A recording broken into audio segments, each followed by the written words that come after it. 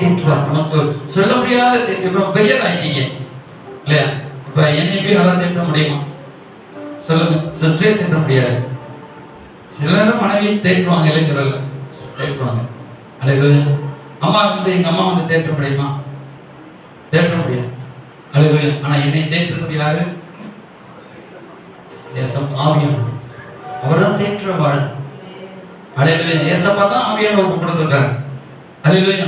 நம்ம அப்படியே தேற்றுவார். பாடல் பாடப்பட சமூகத்தில் உட்காரும் பொழுது அப்படியே தேற்றுவார். அவருடைய அன்பினால் உள்ளம் நிரம்பும், ஆவி நிரம்பும், என் மனசு அப்படியே தேற்றுவார். பயப்படாது. அதை நீங்க ருசி பார்க்கணும். சிலருக்கு உண்மை புரிய மாட்டேது. கிறிஸ்துவ வாழ்க்கை உண்மை புரியல. சிலருக்கு ரட்சிக்கப்படணும், ரட்சிப்பட என்ன தெரிய மாட்டேது.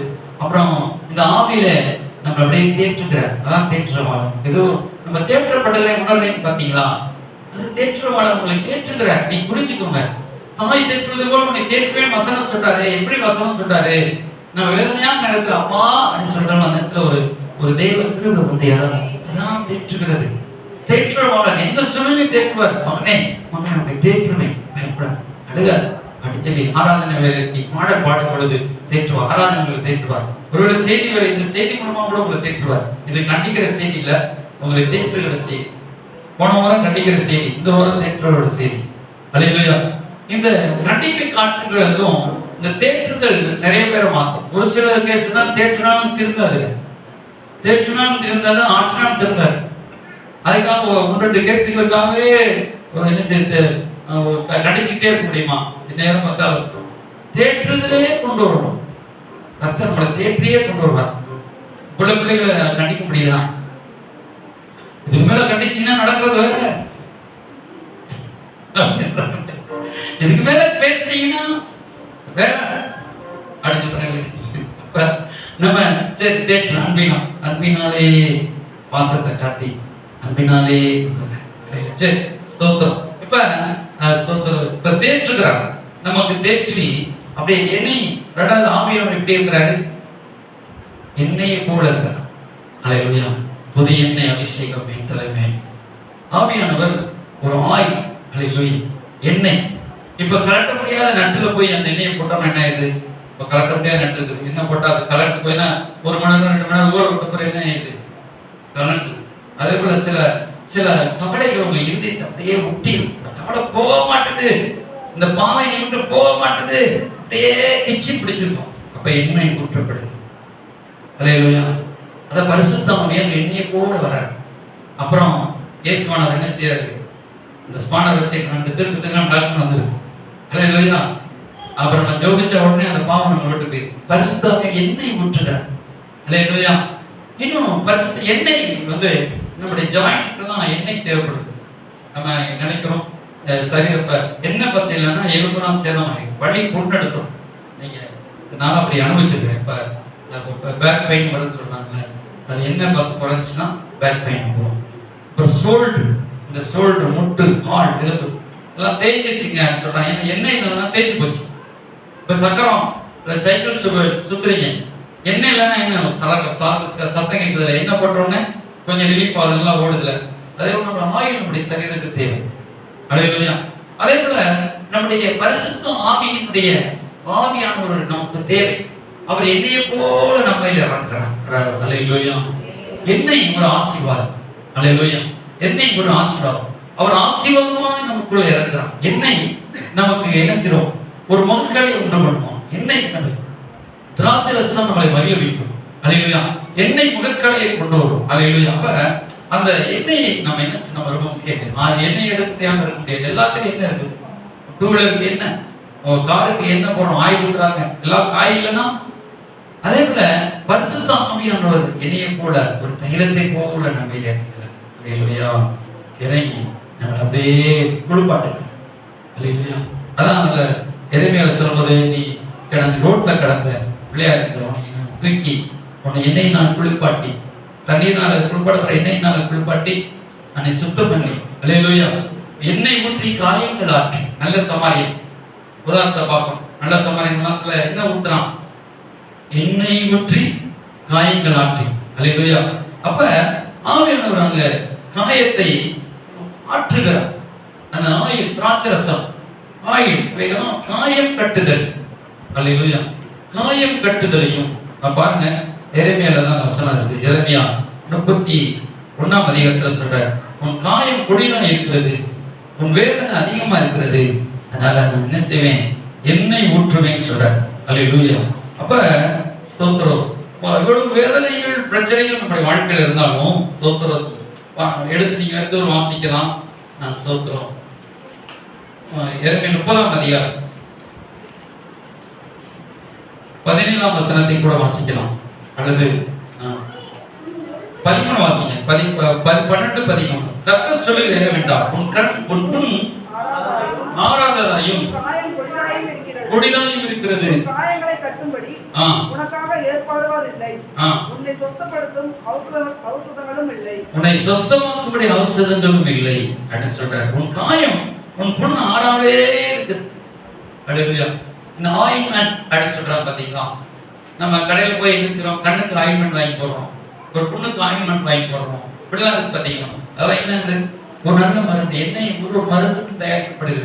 அல்லேலூயா. ஸ்தோத்திரம். அப்ப இந்த காயத்தை ஆற்றுகிறதுக்கு, உன் காயம் பெருசா இருக்குது, ஆறாதா இருக்கு, உன் காயம் பெருசா கொடியதா இருக்குது. சில வேளை நீங்க சொல்றீங்களா, என் காயம் கொடியதுங்க, கஷ்டமா இருக்குங்க சொல்றோம்ல, அந்த எண்ணெய், இந்த பரிசுத்த ஆவியின் அபிஷேகம் நீ நீங்க அந்நிய பாஷையில் பிறக்கும் பொழுது, உடைய ஆவியை விட்டுக் கொடுக்கும் பொழுது இந்த காயத்தை ஆற்றுகிறார். அல்லேலூயா. என்னை பூசி என் காயங்கள் ஆற்றியே, திராட்சரசத்தாளின் உள்ளம் தேற்றியே, மரண தருவாயில் என்னை அவர் கண்டாரம்மா, எரிகோ நகர் விதிதனிலே. என்னை பூசி என் காயங்கள் ஆற்றி, திராட்சரசத்தாளின் உள்ளம் தேற்றியே, மரண தருவாயில் என்னை அவர் கண்டாரம்மா, எரிகோ நகர் விதிதனிலே. அந்த நல்ல இயேசு என் சொந்தமானார், அந்த நல்ல இயேசு என் சொந்தமானார், அந்த நல்ல இயேசு என் சொந்தமானார், என்றென்றும் சொந்தமானார். அல்லேலூயா. என்னை பூசி என்ன செய்றாரு, காயத்தை ஆற்றுகிறார். திராட்சரசத்தால் அவர் எண்ணெயை போல பரிசுத்தாவியானவர் நம்முடைய காயத்தெல்லாம் ஆற்றார். அல்லேலூயா. அதான் ஆவியானவரை குறித்து நம்ம நன்றாக அறிந்துள்ளோம்.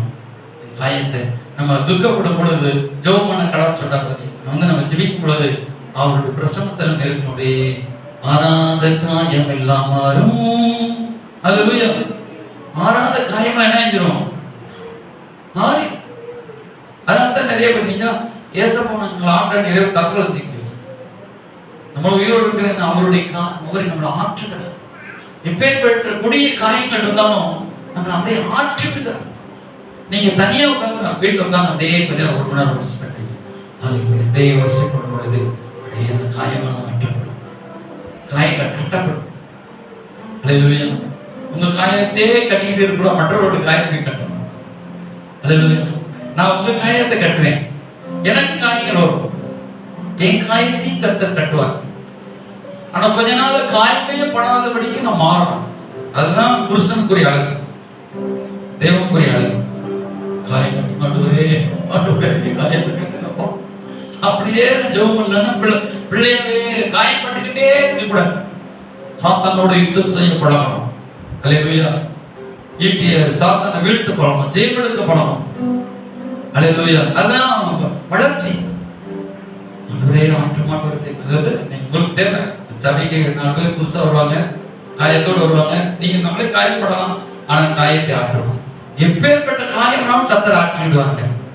அதை நீங்க உறுதியா நம்புங்க. அல்லேலூயா. உறுதியா செய்ய நம்புங்க.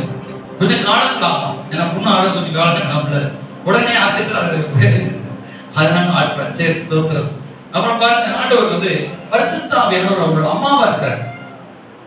பரிசுத்த ஆவியானவர் சொன்ன தாய் தேற்றுவதை போல பரிசுத்த ஆவியானவர் யாரு? பிதாங்கிறவர்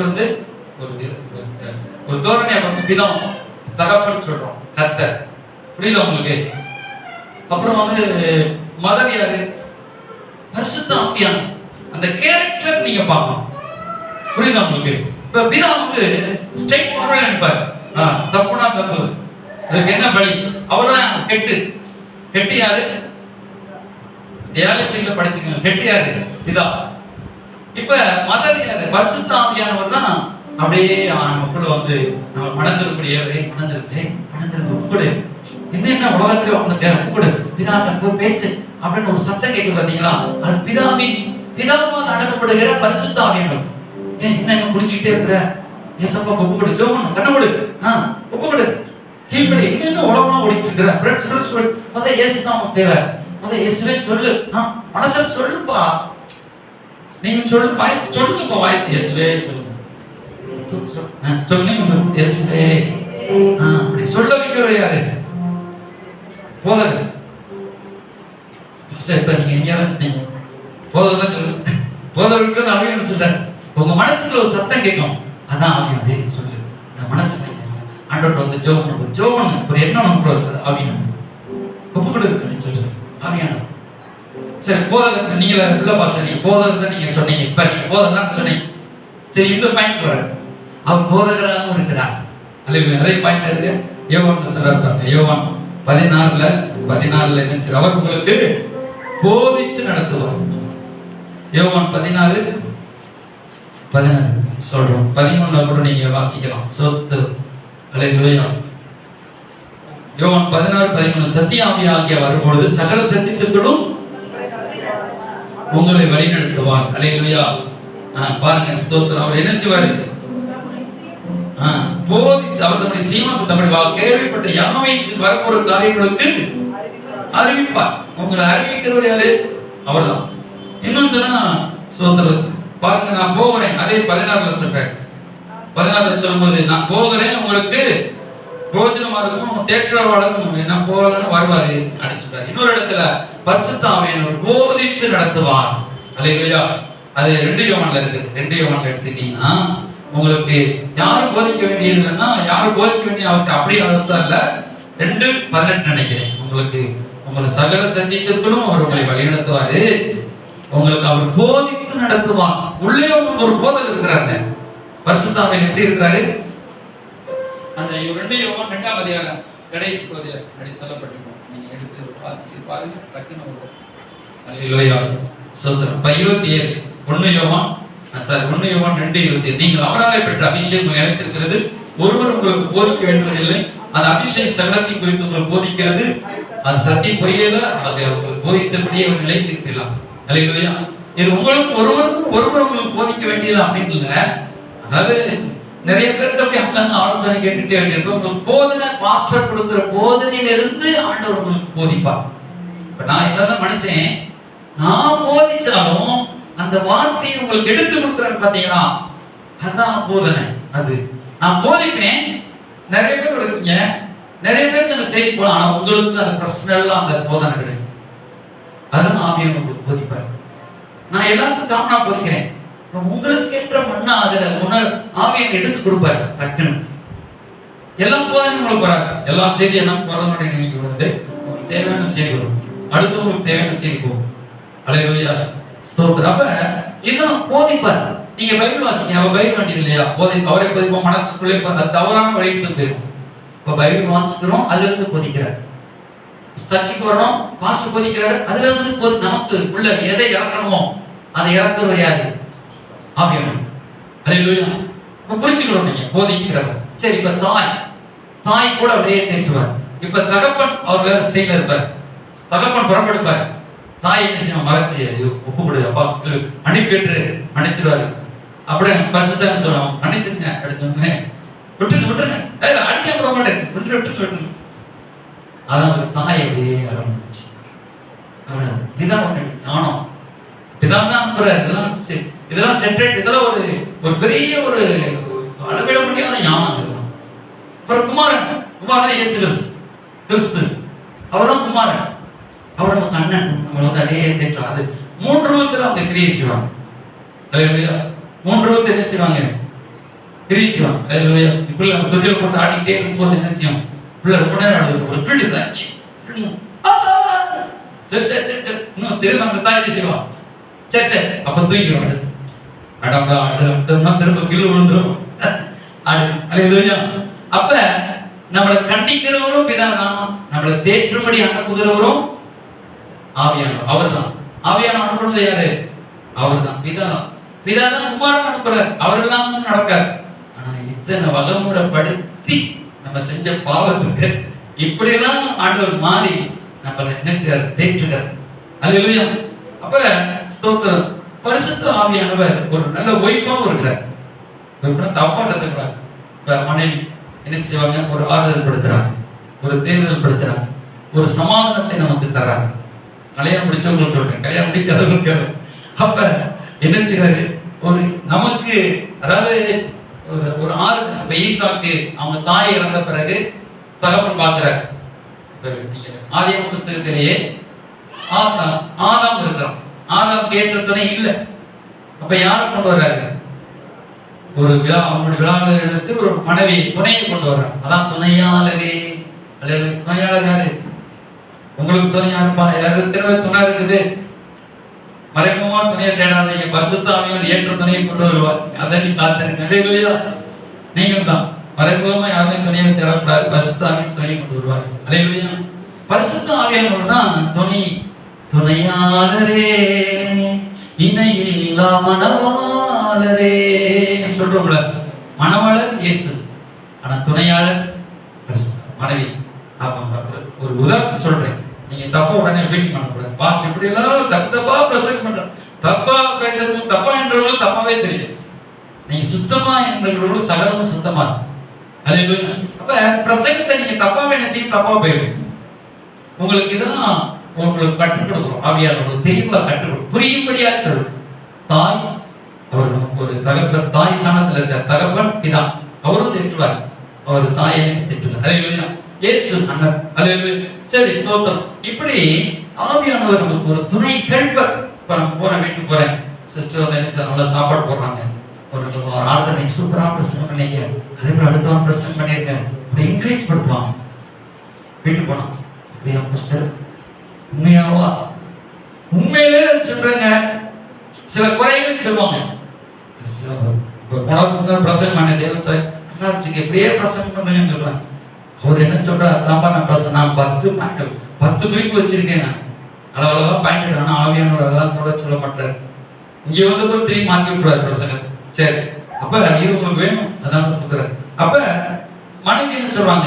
இப்படி செய்ய, நாங்க டீ சாப்பிடுங்க, நல்லா சாப்பாடு, நாங்க 2 துண்டை போட்டு சாப்பிடுங்க அப்படின்னு பலன் நடை செய்யலாம். அல்லேலூயா. அப்ப என்ன செய்யறாங்க? ஒரு துணை நமக்கு உதவி செய்யறாங்க. எல்லாரும் துணை எடுத்து. அல்லேலூயா. சீக்கிரம் கல்யாணம் முடிச்சிருப்பா நினைக்காதீங்க, கொஞ்ச நாள் ஆகும், சம்பாதிச்சு வீட்டு கொடுத்து. அப்ப துணையாளர் இருக்க நமக்கு. நீங்க போற இடமெல்லாம், அதாவது கல்யாணம் முடிச்சவங்களுக்கு மனைவி மாதிரி, கல்யாணம் முடிக்காதவங்களுக்கு உங்களுக்கு ஒரு துணையாகவே அவர் துணை இருப்பார். ஒரு ஃப்ரெண்ட்ஷிப்பா கூடவே இருப்பார். அல்லேலூயா. ஸ்தோத்திரம். மனைவியா சில மாறிடுவாங்க, ஆனா துணையாளராக இருக்கிற அவர் வந்து எப்பவுமே நம்ம ஆறுதல் படுத்திட்டே இருப்பார். துணை, என் துணையாளரே சொல்லுங்க. அல்லேலூயா. துணை செஞ்சுக்கிட்டே இருப்பார். நான் உனக்கு துணையா இருக்கிறேன் சொல்றாருல பழைய பாட்டுல. பயப்படாதே, நான் உனக்கு துணை.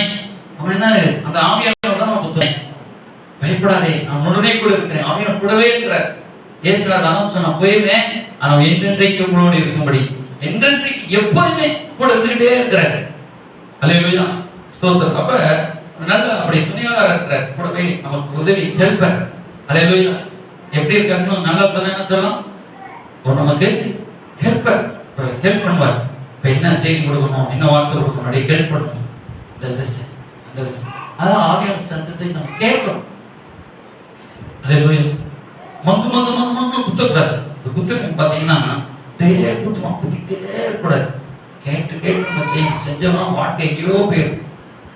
ஆவியானோட சத்தத்தை நம்ம கேட்டோம்னா வாழ்க்கை டாப் லெவல் ஆண்டவர்கள் அடிச்சுடுவாங்க. தாவீது ஆவியானோட சத்தத்தை வெள்ள ஆவியை நடத்துன்னு சொல்லுவோம். பழைய பாட்டுல ஆவி எப்படி இருக்கும்? வருவாரு போய்வாரு. புதிய பாட்டுல எப்படி ஆவியானவர்? அப்படி தங்கியே. சரி, ஸ்தோத்திரம். அடுத்து கவுன்சிலர். ஆண்டவர் எப்படி இருக்காரு? நம்ம நல்ல கவுன்சிலர். இதை செய், இதை செய்யாத, இப்படி செய், இப்படி நடத்து, இப்படி செய். இப்ப ஆராதனை நடத்தும் போது கூட ஆவியானவர் கேட்டு நடக்கும். நான் தெரிஞ்ச பாடலாம் பாடிடக்கூடாது. அல்லேலூயா. இப்போ ஒவ்வொரு போய் இதை சொல்லுது, அதை சொல்லு, அப்படி கவுன்ஸ் பண்ணிக்கிட்டே இருப்பார். இதை படி, ஸ்கூல்ல கூட நீங்க என்னத்தை படிக்கணும், எப்படி நடக்கணும், சைக்கிள்ல போகும்போது, வண்டியில போகும்பொழுது, எங்கேயும் போகும்போது கவுன்ஸ் பண்ணிட்டே இருப்பார். ஒரு மைண்ட் உங்களுக்கு பேசிட்டே இருப்பார். நிறுத்துங்க அப்படின்னு பேசிட்டே இருப்பார். அல்லேலூயா. சிலர் தூங்க விட்டுருவார். தூக்கு சீரியல் நல்லா தூங்கிட்டோம், வீட்டுல நல்லா தூங்குங்க, நல்ல தூக்கத்தை வர வச்சுட்டார். ஆரம்புக்கு நல்ல தூக்கத்தை வர வச்சார்ல. அப்ப ஆவியானவர் நமக்கு என்ன செய்வாரு? கவுன்சிலிங் பண்ணுவார். கவுன்சிலிங்னா என்னது? ஆலோசனை. நமக்கு நல்ல ஆலோசகர். பரிசுத்த ஆவியான ஆலோசனை கேட்கும். சில தப்பா கேட்டுரும், அதுவும் ஒண்ணு இருக்குது. நல்லா வேதத்தின்படி நீங்க ஒரு குறிப்பிட்ட ஆண்டுகள் ஆண்டவரோடு ஓடி பழகின பிறகு, ஓல்ட் பைபிளை நீங்க அறிஞ்ச பிறகு கரெக்டா ஆலோசனை வரும். இப்ப ஒரு கொஞ்சம் காலத்துக்கு தடுமாறுவாங்க. இப்போ ஊழியருமே சில நேரத்தில் ஆண்டவர் சத்தத்தை கேட்க தடுமாறுவாங்க. ஆனா சில ஆண்டுகள் கடந்த பிறகு தெளிவா ஓடுவாங்க. புரியுதா உங்களுக்கு? இது கரெக்ட், இது பாருங்க, இந்த பாயிண்ட். நீங்க உங்களுக்கு பயமா இருக்கும், இது ஆண்டவர் சத்தமா, இது சத்தமா. ஆனா ஆண்டவருடைய சத்தம் கேட்கும், இனிமேல் இப்படி இப்படி இப்படி. அல்லேலூயா. அப்போ நல்ல ஆலோசனை கொடுப்பார். உங்க வியாபாரத்துல ஆலோசனை கொடுப்பார், உங்க வேலையில ஆலோசனை கொடுப்பார், ஊழியத்தில் ஆலோசனை கொடுப்பார், ஜெபத்துல எப்படி ஜெபிக்கணும் ஆலோசனை கொடுப்பார், எப்படி சமைக்கணும் கூட ஆலோசனை கொடுப்பார். சிலர் வீட்டுல கடவுள் பிள்ளை கூட இந்த சாப்பாடு சாப்பிடணும் வருவாங்க. அப்பா ஆண்டவர் அந்த சாப்பாடு வீட்டுல அம்மா காட்டி கொடுத்து. அல்லேலூயா. ஸ்தோத்திரம். அல்லேலூயா சொல்லுங்க. அல்லேலூயா. நம்ம எப்படி செய்யணும் அப்படியே ஆவியானவர் ஆலோசனை சொல்லுவார். இப்படி இப்படி. அல்லேலூயா. சரி, மீதி நம்ம பார்ப்போம். ஒரு பனி போல இறங்குவோம்.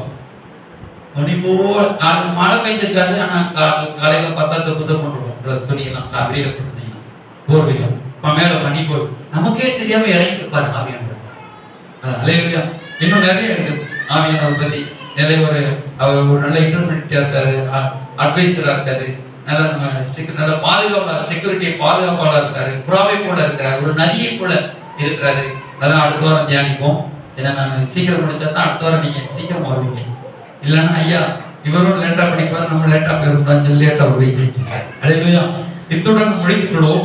மீதி அடுத்து நெக்ஸ்ட் வாரத்தில் நாம் தியானிப்போம். அல்லேலூயா. இன்னும் ஒரு மணி நேரம் பேசணும்னா பேசுவேன். ஆனால் நீங்க ஒரு நாள் குறித்து கொண்டு ஒரு நாள் உங்களுக்கு சாப்பாடு நாங்க போடுறோம். அல்லேலூயா. நீங்க பரிசுத்த ஆவியானவரை பத்தி இன்னும் தெளிவா எங்களுக்கு எடுத்து சொல்லுங்க. ஸ்டடி எடுங்க. அல்லேலூயா. ஒரு கான்ஃபரன்ஸ் போல, ஒரு கன்வென்ஷன் அல்லது ஒரு கருத்தரங்கு போல நடத்துங்க. ஒரு நாள் திட்டப்படுவோம். ஃப்ரீயா பேசுவாங்க. உள்ள ஆழத்துல இருந்து எல்லாமே உங்களுக்கு சாப்பாடு கூட நாங்க போடுறோம். நீங்க மட்டும் ஒரு நாள் முடிச்சுட்டு வாங்க என்ற நிறைய ஆண்டவருக்கு பெருமிக்க செலக்ட நிறைய ஆண்டவர் பெற்றுக் கொடுத்ததை உங்களுக்கு சொல்லணும். யூடியூப்ல நம்ம கொடுக்கணும். அல்லேலூயா. அதனால நிறைய பேசப்பட்ட நேரம் நம்ம எல்லாரும் போல அப்படி எல்லா கண்களையும் படி. அல்லேலூயா. ஸ்தோத்திரம். நம்முடைய திருச்சியை பாஸ்டமாவை நம்ம வரவேற்கிறோம். எல்லாரும் ஸ்தோத்திரம். ஆவியானவரே அவங்களாம் ஆவியில வேற ஒன்று ஜெபம் பண்ணுவாங்க. ஸ்தோத்திரம். எல்லாரும் ஓ ரபா